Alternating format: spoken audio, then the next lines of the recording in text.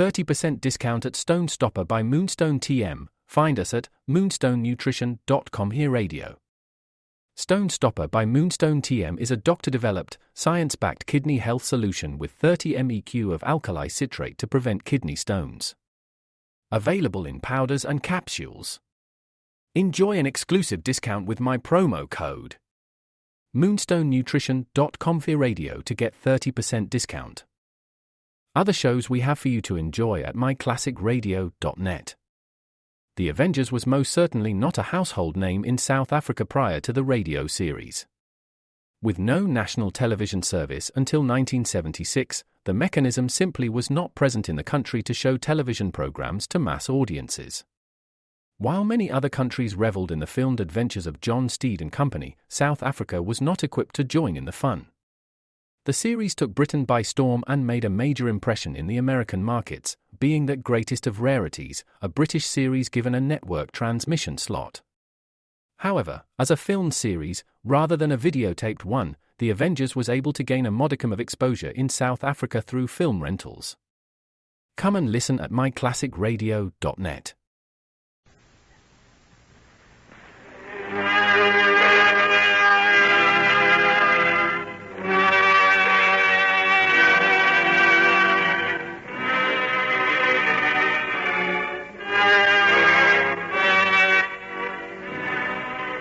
Ladies and gentlemen, we now present George Edwards in Dr. Jekyll and Mr. Hyde.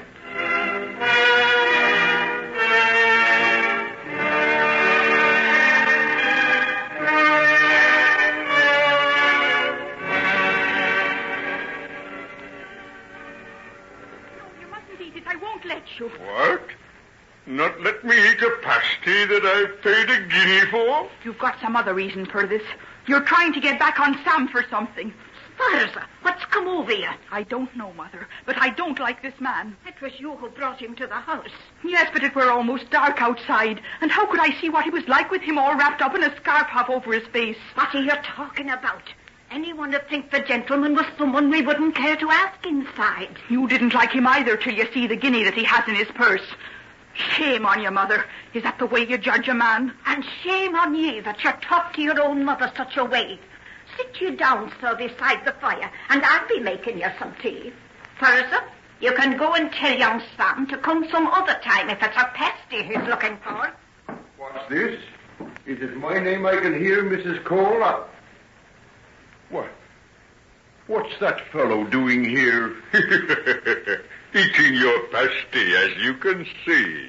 Sam, come outside with me. I want to talk to you, Sam. Yes, go along with her, young man. Your pasty's gone, I'm afraid. I bought it for a guinea. What? Now, Sam Trelawney, don't you go making scenes in this house. I'll not have it, you understand? Please, Sam, please. Oh, all right then. But it sticks in me throat to go taking dirt from him. I hope I won't cause you any serious trouble between your daughter and her admirer, Mrs. Cole. It won't be troubling me too much if he never darkens the door again. Don't you like him? Oh, he's well enough. But she's thrown herself away on him, and that's the truth of it. In what way? She could do better for herself than Sam, if she'd a mind to. So she has more than one admirer, then? Oh, my Furze is the prettiest girl for 30 miles around. She could take her pick. Even Josiah Wallace would wed with her, and him with the finest farm in the district and 3 houses and a ship in Bodmin. Quite a match. That fair makes me mad to think of that young Sam standing in her way, and that's the truth of it. So you wouldn't be sorry if he was removed? Oh, I don't wish him any harm. But I don't want to see my girl wed to a poor man the same as I was. Well, we'll have to see what we can do.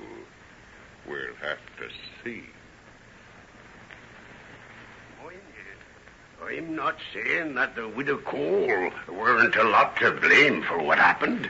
Fair daft she must have been to be took in by a scoundrel like Hyde. But was she taken in? Aye, there you be right. She were dazzled by his guineas, if you be asking me. And the good Lord knows he had a power of money in his purse. Grandpa, where's your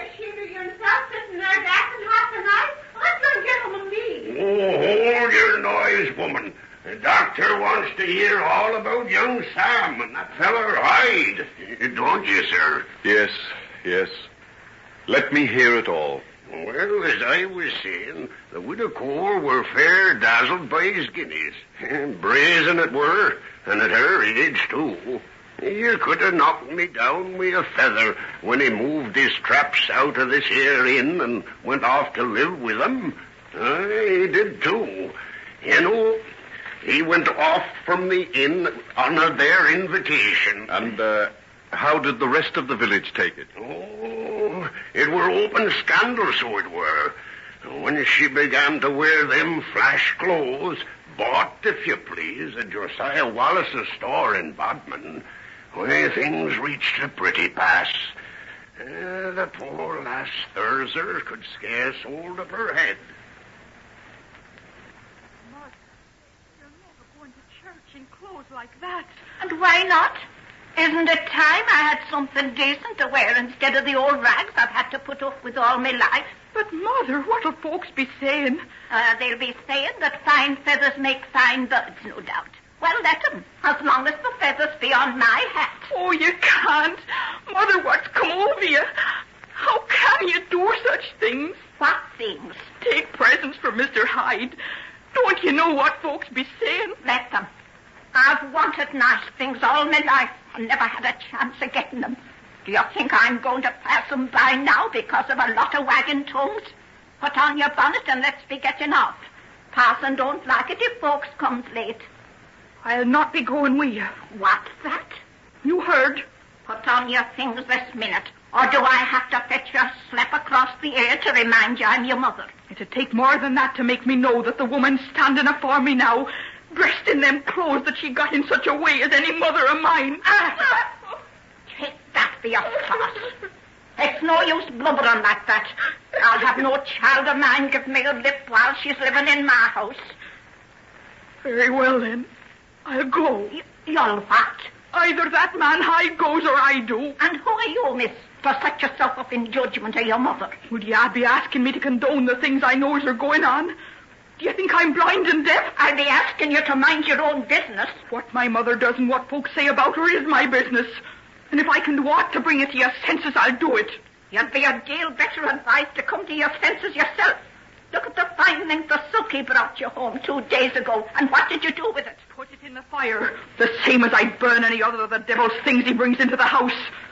That man's a fiend. There's not been aught of happiness or peace or good about the place ever since the first minute he set foot here. Didn't he and Sam get into Holt's right away on account of the way he beat the poor dog? And what's that got to do with you and me? Has he ever said a word that's out of place or been anything except a perfect gentleman the whole time he's been stopping here with me? And have we done anything but quarrel and have ill feeling between us? Us has lived peaceable all these years. And will Sam come about the place when there's any danger of coming face to face with him? Maybe in time to come you'll be grateful to him for that. If you think you'll get me to marry Josiah Wallace that way, is that the reason that you had him here to stay? Because you knew it'd cause trouble between me and Sam? I had him here because he offered to pay me good money for the room. And I was sick of sweating and slaving on the farm for every penny I got. And right glad I was of the chance of getting some easy. What a pleasant domestic scene. Mother and daughter exchanging a few home truths. You devil, you devil. Do you see what you've done? See something, but perhaps you could reveal some hidden meanings to this pretty scene. Look at her. Is she the same woman that you saw when you first came here? Not exactly. But I can't say that the change isn't for the better. Can't you? Do you think she's better in them clothes and that hat and her face all painted and powdered? Oh, how can you? How can you? Why did you want to come and bring such sorrow onto us? What can you want? We're making a fool out of her. I have my own peculiar methods of enjoyment. I haven't never hated anyone in all my life before. But I hate you so much that I could take this knife and stick it into that black heart of yours, so true as heavens above I could. Stop it! Stop it, I say! So, you meant it, did you? You tried to stab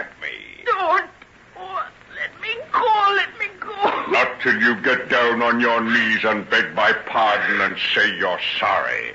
I won't. I'm not sorry. I wish I'd killed you. I'm very strong. I can break this wrist of yours.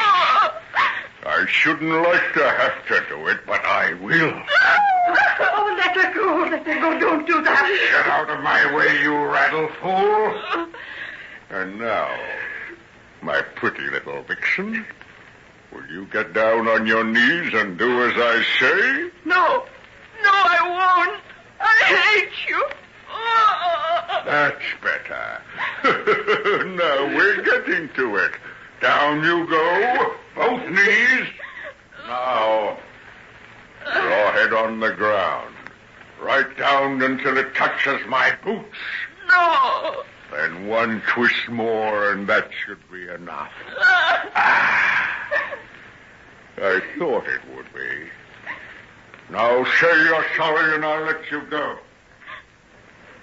I'm sorry. You're a nice, kind gentleman, and I'm grateful for what you've done for Mother and myself. You're a nice, kind gentleman, and I'm grateful for what you've done. Oh, let me go. I can't stand the pain. Sorry, say the rest of it. Come on, say the rest of it for Mother and myself. For Mother and myself.